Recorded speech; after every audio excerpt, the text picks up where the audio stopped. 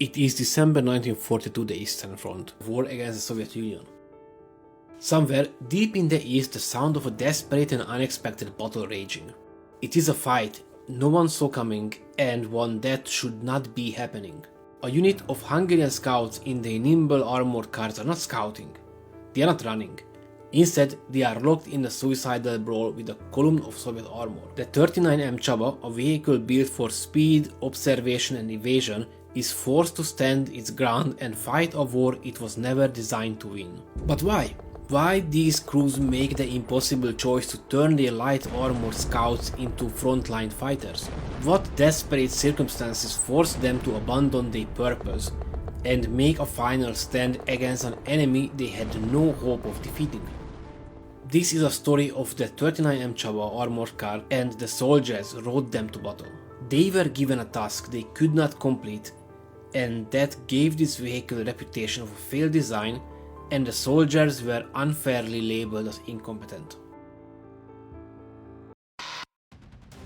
But was the Csaba armored car failed design, or was the tactical implementation of the vehicle a bad choice? To understand the 39M Csaba, we have to turn the clock back few years. The Treaty of Trianon in 1920 was not just a peace treaty for Hungary. It left the nation crippled. 2/3 of its territory and 1/3 of its ethnic Hungarian population were stripped away. The treaty went further, imposing severe military restrictions, an army limited to 35,000 men, and a ban on modern weaponry like tanks and heavy artillery. Hungary was aiming to reclaim as much as its lost territory as it can, and in the 1930s started a secret re-armament program.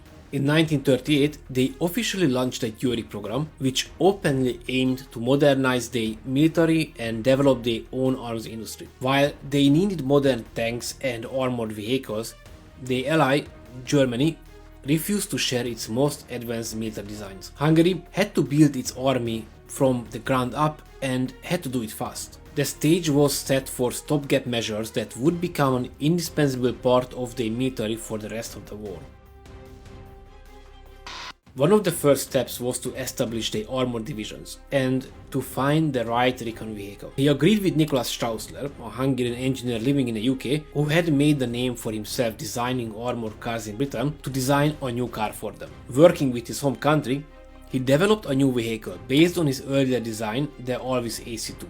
The result was a vehicle the Hungarian Royal Army would officially designate as the 39M Csaba, after the youngest son of Attila the Hun. From the start, the Csaba was a capable and interesting vehicle. It was an armored car designed for reconnaissance. Its purpose was to be fast, agile and smart. It was a 6 tons heavy 4-wheel drive vehicle with a rear-mounted 90 horsepower Ford engine, giving it an impressive top speed of 85 km per hour. But its most remarkable feature was the dual driving positions, one at the front and one at the rear, allowing the 4-man crew to drive at full speed in reverse to quickly escape from danger. Its armament was a 20mm solo turn anti-tank cannon and a coaxial 8mm Gebauer machine gun mounted in a central turret. But for those times when the crew had to leave the vehicle for scouting, the Csaba had a third weapon, a detachable 8mm light machine gun that could be fired from the rear hatch as an AA gun or dismounted and carried by the crew. There were 2 different versions built,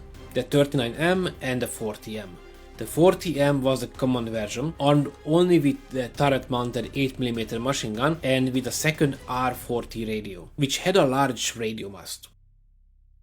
When the army first ordered 61 vehicles and then a further 40, they believed that they had a perfect tool for the job. They were right, but the job itself was about to change. As Hungary joined the German invasion of the Soviet Union in 1941, the Csaba was thrust into a conflict of a scale and brutality it was never designed for. What started as a reconnaissance vehicle was soon pressed into frontline combat roles out of sheer necessity. The Hungarian forces desperately needed any armored vehicle they could get, and often the Csaba was all they had. The vehicle's high mobility and dual driving feature were still useful, but its other characteristics, its thin armor and light armament, were now liabilities. On the vast, unforgiving plains of the Eastern Front, the Csaba found itself not just scouting the enemy, but having to fight them head-on. Its crew found themselves facing a new generation of Soviet tanks, like the heavily armored T-34 and the Kiwi series. The Csaba's armor was thin, as 9mm in most places, with a maximum of 13mm on the hull front, providing very little protection. The 20mm solo-turn cannon, a weapon initially designed as an anti-tank rifle, was rendered obsolete almost overnight. At a distance of 100 meters, it could only penetrate about 32mm of armor. This weapon designed to fight pre-war light tanks and armored cars, and it was useless against modern armor. When Hungary entered the war against Soviets in the summer of 1941, 57 Csaba was assigned to the Eastern Front. By the end of the year, only 17 was operational. This was not because the Csaba was a bad vehicle. It was more due to the fact that they were assigned to do jobs that was suited for tanks, not for lightly armored recon vehicles. A year later, near the Don River, the 1st Cavalry Brigade lost another 18 vehicles. Then in the following years, the Csabas were pushed into many different combat scenarios that did not fit their design. In April 1944, a company of 14 Csaba armored cars was sent to the Eastern Front as part of Hungary's 2nd Armored Division. When the unit returned for resupply in August, only 2 vehicles were lost. These losses were fewer than expected.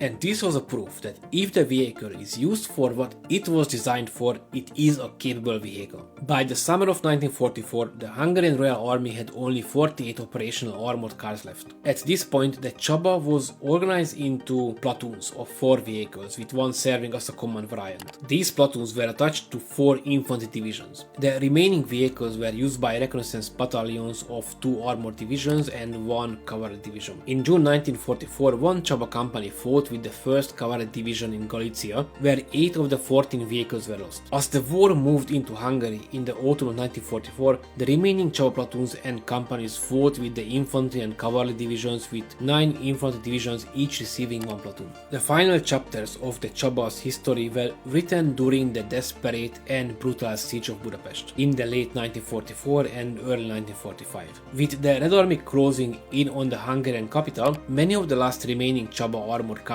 were destroyed in the street-to-street fighting. This was a particularly costly and hopeless period for the Hungarian defenders, and the Csaba's final sacrifice alongside its crews symbolizes the end of Hungary's military resistance. The Csaba armored car and their crews fought on until the very end of the war. Its combat experience confirmed its effectiveness as a reconnaissance vehicle. However, its riveted construction made it heavy, and its high profile required careful handling off-road, meaning the success of a mission often depended on the driver's skill. The vehicle's armament and armor were weak, but good enough for its role, and it could withstand fire from the heavy rifles of the Soviet BA-64s and British Dingos. It was never intended to engage enemy tanks. Instead, its high mobility was meant to help it evade them, a tactic that required proper operational coordination. The ultimate tragedy of the 39M Csaba is not that it failed, but that it was forced to serve long after its capabilities had been surpassed, and in a different role it was made for. The reason for its prolonged service was a chain of events that unfolded behind the front lines. The Hungarian military had a clear plan to build more and potent vehicles and use them on the front to fight the Soviets. However, Germany's continued refusal to sell licenses for its best tanks forced Hungary to rely on its own military technology institute to develop a domestic design. This effort produced the 44M Tash, a heavy tank that was to be the future of Hungarian armored warfare, but the project faced challenges from the very beginning and never reached production. And due to this, Hungary was left with no choice but to continue using the vehicles it already had, regardless of their limitations.